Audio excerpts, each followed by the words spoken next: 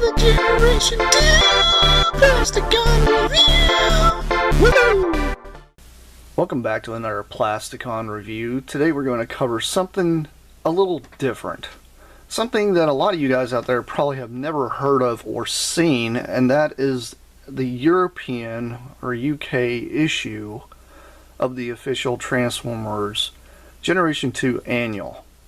This is a hardback book that was brought in the early 90s during the comic run that was actually published by Grand Dreams. Grand Dreams actually did the first 2 issues of the Transformers G2 comics, and then the rest of it primarily got transferred over to Marvel, as everybody recognizes those in the United States. The cool thing that I really think is awesome about this book is the artwork. The artwork is a lot different, and some of it kind of looks a little familiar. If you actually take a look here at just the cover itself, you see that you have Optimus Prime, Starscream, and Blaze, which is a European-only Spark bot, which is kind of crazy how they drawn him, because they actually even incorporated the Spark wheel on his leg, as if the legs would be able to split there.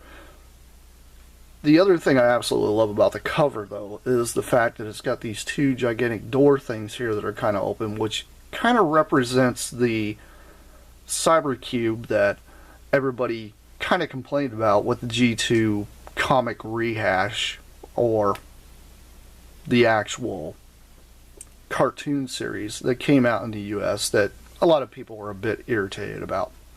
Anyhow, let's go ahead and dig into this book and see what this thing is all about. When you first get this book, it's got this awesome artwork here when you open up the cover of Megatron and Optimus kind of running into action. I do like how they actually look different than the background. It's a very cut and paste kind of way they did this. This is just the style of this book is completely different than most things you're going to find out there. I also like the idea that this thing was $4.99 in pounds back in the day.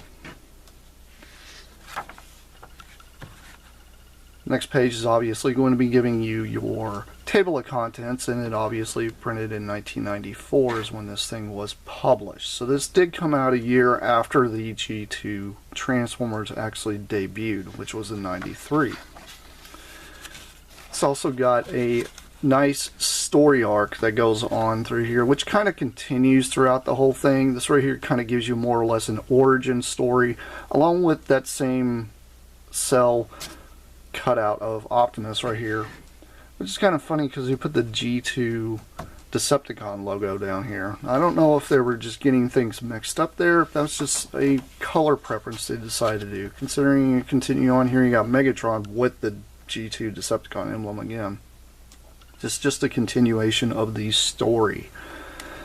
The story is actually kind of cool. I'm not really going to go in depth on the stories that are in this book, but the fact is, this is a really cool book to try to seek out, if you guys can. And speaking of seekers, here is Starscream, which this is a very familiar sight, especially if you own the Legacy art book that Hasbro actually produced a little while back. This actually has the G2 Autobot emblem down here. And this is a story here called Day of the Decepticons. This is a secondary story compared to the origin story that came out at the very beginning. And it just kind of continues on and just kind of shows you, a little more. This same photo gets used quite often with Optimus.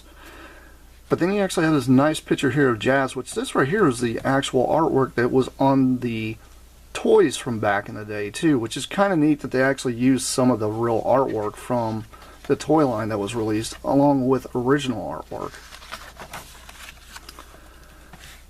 Same thing here with the 2 cells here, which are obviously, you can tell this is more or less the G1, but they actually used this for G2 Optimus as well on this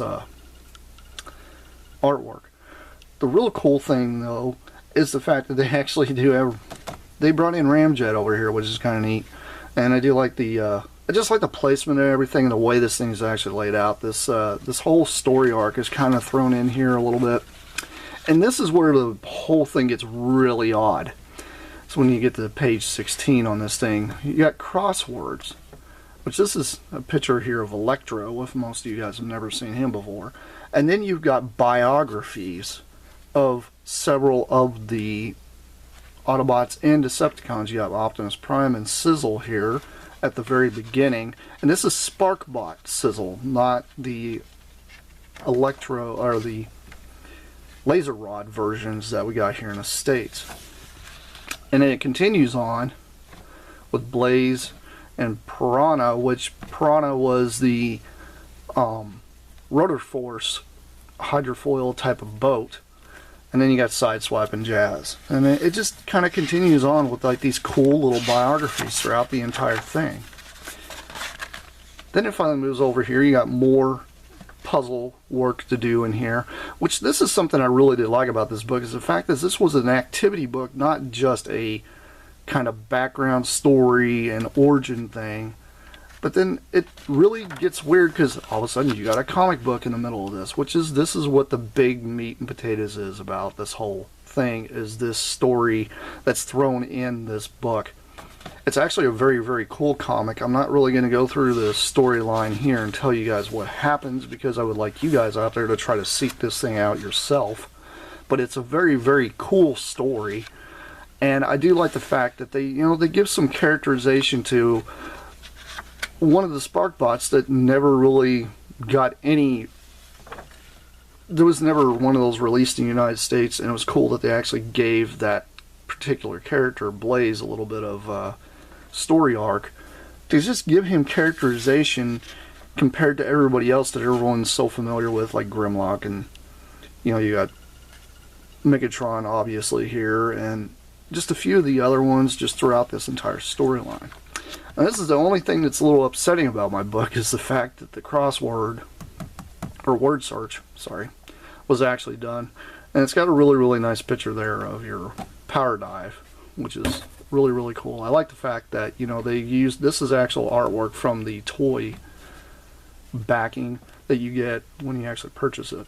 And then you got the Decepticons that are right here in their biographies. It's just, I do like how this thing is done. I mean, they even have Soundwave and Rumble. And you got Hot Rod, which was one of the laser rods, for you guys out there that don't know. That was actually a laser rod in the UK. It just moves on here, and then you've got Spot the Difference, which is kind of cool. This reminds me of the old highlight books from way back in the day. And it's kind of neat seeing stuff like this, considering, I could see somebody scan this and then want to, like, color it and then turn it into a poster. That would be really, really cool as well. But I do find it cool that they actually did some stuff like this. It was little puzzles.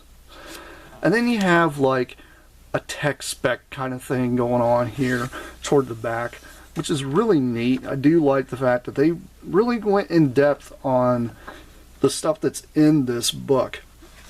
I do find it funny that you start going through here and you're like, okay, this is just an artwork picture of Soundwave, not like an actual picture from any of the toys. And these right here are actually the toy ones that were released. He wasn't released in G2, but the rest of them were. And then you're moving on here to the very back here. It's got like a little quiz thing, Ask you little questions, and stuff like that. Just kind of reflects back on the stuff inside the book, which is kind of cool. And it's got Grimlock, and you got Snarl here in the red. Obviously, the G2 versions, which is kind of weird because this is this is blue. It really doesn't look very blue, but it's actually supposed to be a blue. It's more of a, I think this is based more on the teal colored Grimlock. And then you have another story that comes up here toward the back, and this right here really looks like a cell animation that was actually pulled from probably one of the cartoons. I'm not absolutely sure where this entire photo here comes from, because it really looks like, I don't know, some kind of animation. I don't remember this ever being in the movies, but I don't know if this might have been in any of the G1 like cartoons or anything like that, because it's really odd. It does look like it literally was pulled from a frame still, or a film still. But the story here kind of continues. They tend to use this same Megatron throughout the entire thing, which is kind of funny. And then you go to the very back here, ends your story, and then has the answers to all your puzzles that you had inside the book. It's kind of funny because there's one puzzle here I don't see, which is that one with the big rectangular thing. I know a lot of people get into those kind of puzzles. And then you got the same artwork here at the very back of the entire thing. And the back cover is identical to the front, except for it's got your publisher's information here and then the barcode for scanning. Well, that's about all there is really to this book. Now this book, honestly, a lot of people don't realize this, but this thing's actually been a grail in my seeking of G2 stuff. I eventually found one, and I actually kind of got this in through fluke pricing. Normally, if you guys are trying to find this guy, this thing is not a very affordable book that's out there. My recommendations on getting it is pretty high. I mean, if you're a real G2 collector, you're really going to want this book because it does kind of open up a little bit more information about some of the story arc. It also opens up a lot of information about some of the characters that is not really well known, and some of the stuff most people know who Optimus Prime and Megatron is, but Blaze, who's Blaze? Nobody really knows. Well, then this kind of really gives you a little bit more storyline for him. But this book is, I'd say it's a really big recommendation for folks out there that are completists that really like to complete their book collections, not to mention their G2 collections. And it's just a real cool book to try to locate. Now, I did get mine off of eBay, so a lot of you guys out there will probably have to search there or some kind of European booksellers out there in order to try to find this thing. But this thing did get actually well, this wasn't actually imported. This was actually a US copy I got, but it was never published in the United States. So anyhow, this has been Plasticon. This has been yet another review of something awesome and weird, and I know you guys are probably going to really dig it. And I'll see you guys around. And that's it for now. Bye!